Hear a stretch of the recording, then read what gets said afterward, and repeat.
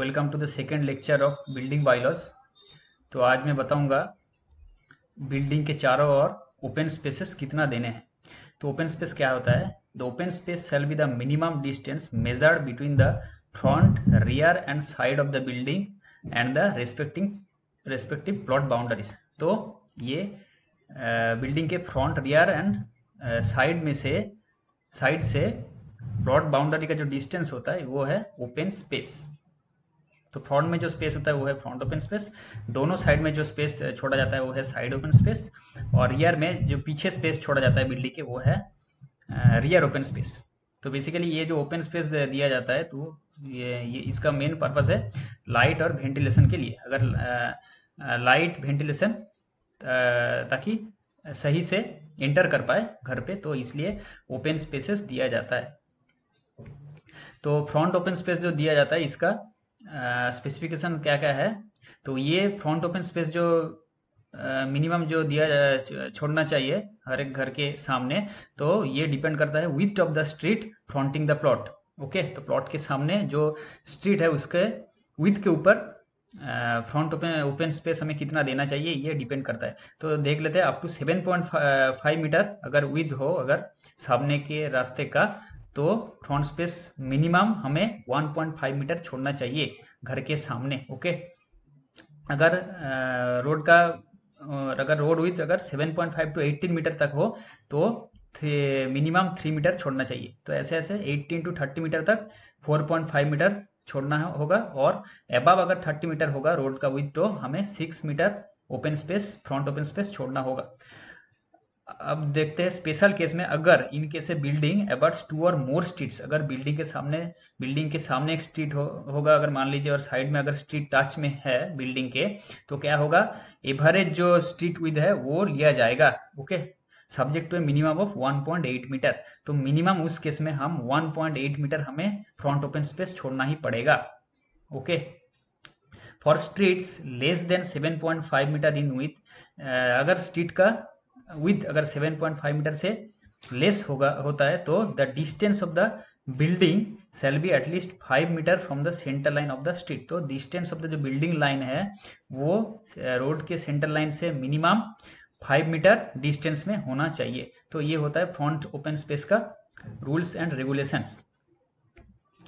तो अब rear open space में क्या क्या है देखिए, every residential building shall have rear open space जिसका एवरेज विड्थ होना चाहिए 3 metre. Okay, at no place less than 1.8 metre, 1.8 metre से नीचे नहीं होना चाहिए। Okay, can be reduce to 1.5 metre for plot depth less than 9 metre and building height less than 7 metre.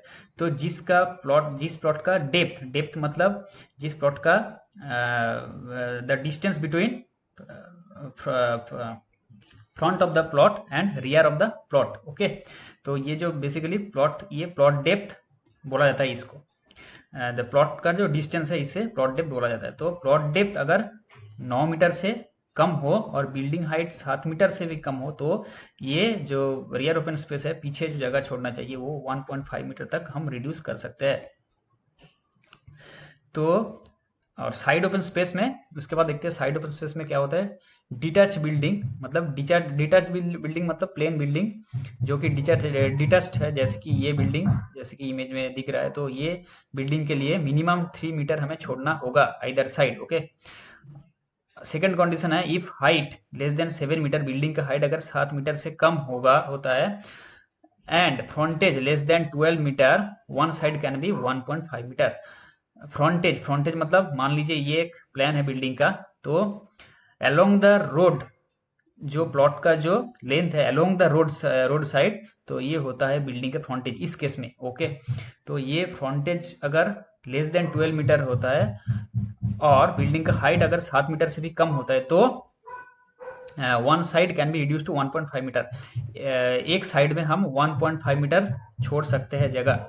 Okay, और ये होता है प्लान का, जैसे कि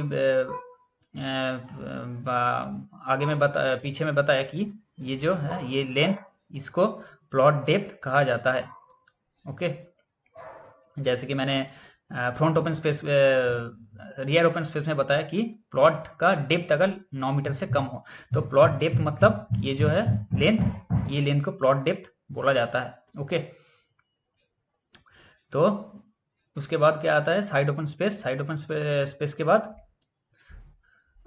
ये था डिटैच बिल्डिंग के लिए, पिछला वाला था। अब ये है सेमी डिटैच बिल्डिंग के लिए। सेमी डिटैच बिल्डिंग मतलब इसमें जो बिल्डिंग में एक कॉमन वॉल टाइप का रहता है और उसके दोनों तरफ सेम डिजाइन का बिल्डिंग रहता है, मतलब it is like symmetry. Okay, तो ये देखिए, ये बिल्डिंग का एक प्लान है मान लीजिए, तो इस साइड में भी सेम डिजाइन है, इसमें भी सेम प्लान है। ओके, तो बीच में एक कॉमन वॉल रहता है, तो ये है सेमी डिटैच्ड बिल्डिंग। तो इसमें क्या होता है कि वन साइड में ओपन स्पेस 3 मीटर छोड़ सकता है सेमी डिटैच बिल्डिंग में। और second condition, if height less than 7 metre, building का हाइट और फ्रंटेज लेस देन 9 मीटर अगर होता है तो side open space can be reduce to 1.5 metre. Side open space 1.5 metre छोड़ा जा सकता है, 1.5 मीटर तक रिड्यूस कर सकते हैं, 1.5 मीटर तक। ओके, और रो टाइप बिल्डिंग क्या होता है, रो टाइप बिल्डिंग में जिसमें साइड ओपन स्पेस नहीं होता, तो इसलिए इधर नो साइड ओपन स्पेस है, इसमें साइड ओपन स्पेस नहीं दे सकते हैं, नहीं भी देंगे तो चलेगा। यही है रो टाइप बिल्डिंग, इसमें साइड ओपन स्पेस नहीं रहता। ओके, तो ये था front open space, side open space और रियर ओपन स्पेस। ये था 10 मीटर, अगर बिल्डिंग का हाइट 10 मीटर के अंदर होगा तो ये कंडीशंस लागू होगा। अगर बिल्डिंग का हाइट अगर 10 मीटर से ज़्यादा होता है तो एनबीसी में ये मेंशन किया हुआ है कि मान लीजिए बिल्डिंग का हाइट 15, 18, 21, 24 ऐसा ऐसा करके बढ़ता है बिल्डिंग का हाइट, तो 5, 6, 7, 8 ऐसा front space, sorry side and rear space ऐसा छोड़ना पड़ेगा। ये साइड एंड रियर स्पेस के लिए है। तो मान लीजिए अगर बिल्डिंग का हाइट 18 मीटर से 18 मीटर अगर होता है तो फ्रंट साइड और रियर ओपन स्पेस जो छोड़ना पड़ेगा वो है 6 मीटर। उसके बाद अगर 21 मीटर होता है तो मतलब each 3 metre increase of height in building we have to increase side and rear open space of 1 metre. मतलब अगर बिल्डिंग का हाइट 3 मीटर बढ़ता है तो हमें साइड और रियर ओपन स्पेस 1 मीटर बढ़ाना पड़ेगा। ओके, ये कितना तक चलेगा, ये कंडीशन 30 मीटर तक, अप टू 30 मीटर।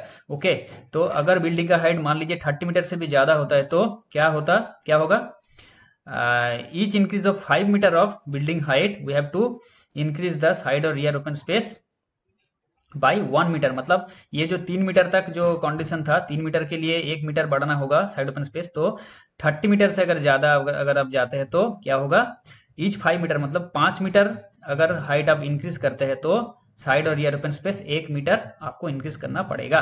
तो ये है साइड और रियर ओपन स्पेस का स्पेसिफिकेशंस और conditions for building height above 10 metre. Okay, तो ये था रेसिडेंशियल बिल्डिंग के लिए जितना मैंने बताया। तो बाकी जो बिल्डिंग है एजुकेशनल इंस्टीट्यूशन, ये सब के लिए क्या क्या होता है देख लेते हैं।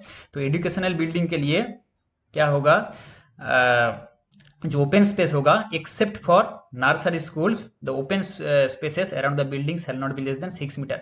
हमें मिनिमम 6 मीटर ओपन स्पेस छोड़ना ही पड़ेगा एजुकेशनल बिल्डिंग के लिए, मतलब स्कूल और कॉलेजेस के लिए।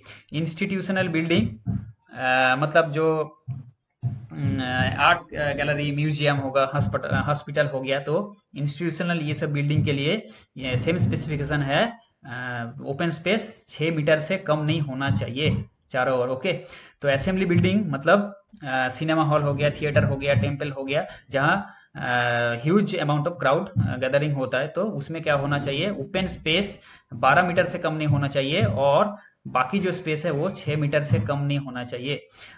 फोर्थ आता है business, mercantile and storage buildings, जो कि बिजनेस बिल्डिंग होता है। ये सब बिल्डिंग में क्या होता है कि the open spaces around the building shall not be less than 4.5 metre. 4.5 metre से ज़्यादा नहीं, 4.5 मीटर से लेस नहीं होना चाहिए, मिनिमम 4.5 मीटर रखना ही पड़ेगा।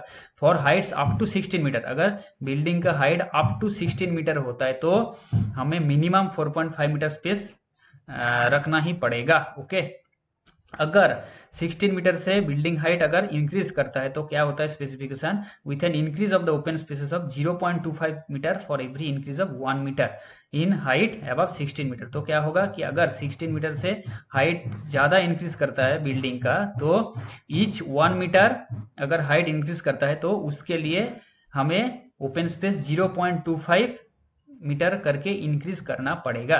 तो मान लीजिए बिल्डिंग का हाइट अगर 17 मीटर रहता है, अगर 16 मीटर के लिए हम मिनिमम 4.5 मीटर स्पेस दे रहे हैं, तो 17 मीटर मतलब 1 मीटर इंक्रीज के लिए हमें 0.25 मीटर इंक्रीज करना पड़ेगा। मतलब 4.5 प्लस 0.25 मतलब कुल मिला के 4.75 मीटर स्पेस मिनिमम रखना पड़ेगा। इससे ज़्यादा आप रख सकते हैं। तो इंडस्ट्रियल बिल्डिंग जो है, इंडस्ट्रियल बिल्डिंग के लिए सेम स्पेसिफिकेशन और सेम कंडीशंस लागू होता है। तो ये था बिल्डिंग का, हर एक बिल्डिंग का ओपन स्पेस कितना रखना चाहिए। If you find this video helpful, please like this video, share this and subscribe my channel. Thank you.